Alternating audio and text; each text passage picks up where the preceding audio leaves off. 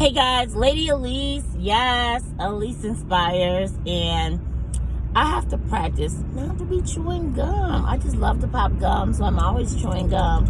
But it was called out when I was at church and I was chewing gum. So, my challenge is you will not be chewing gum when you get up there to announce something or speak about something. Man.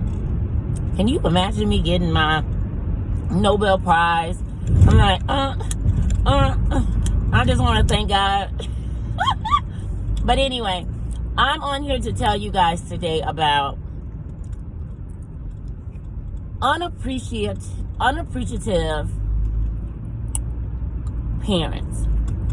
When those parents aren't together. And we're going to use the baby mama.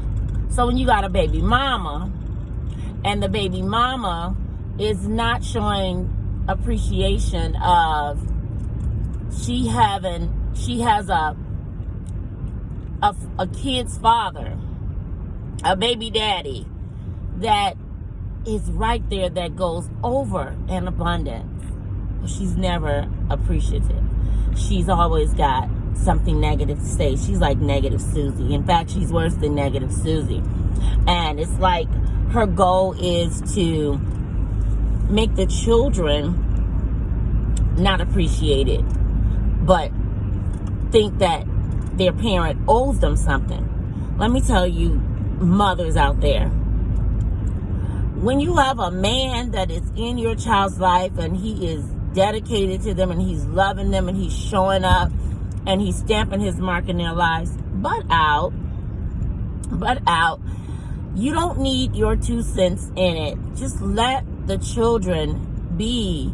Let them see if that person is a great parent or see if that person is a terrible parent. Mothers today need to keep their, 2 cents out of it. You really do. You really need to step back and allow whatever's going to happen. And what I mean by that is, once your child is old enough to have its own relationship with their father, let them develop their own feelings and decisions about it. You don't need your negative input. Because sometimes when these parents, these mothers, now I get it, there are some deadbeat fathers, some deadbeat mothers. But when you see that your child has a relationship with their father, stay out of it. And especially if they're old enough, your 2 cents is not needed. Jealousy is not needed. Down talking the other parent is not needed. Because you know what? Majority of the time, you make that child rebel against you. Mom, you make that child rebel against you. So, you know what? Even if you got differences with the other parent, keep that stuff away from the children. As much as possible, don't try to have these disputes with the children present. Because all you're doing is making them have to decide on who's right, choosing sides.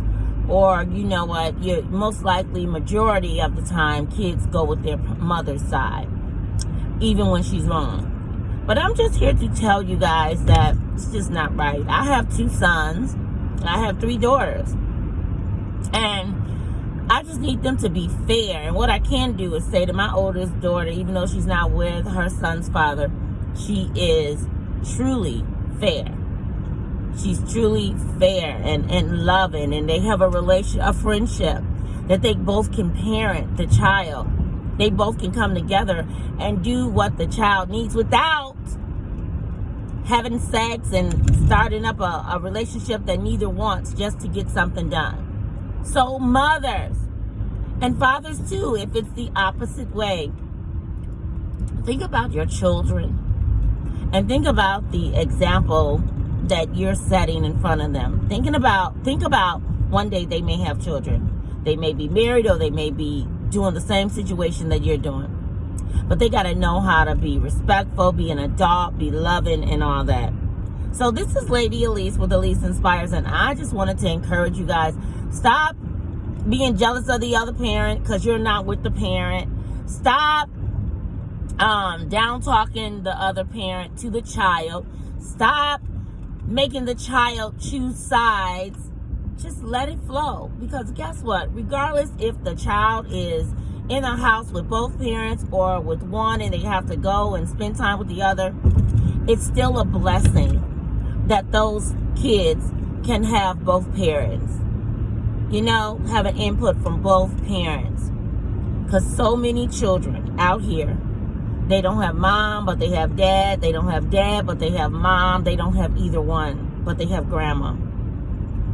Or they may have someone that is not even giving them the love that the real parent would give them. They're, you know, mistreating them or using them for a financial gain. So you know what?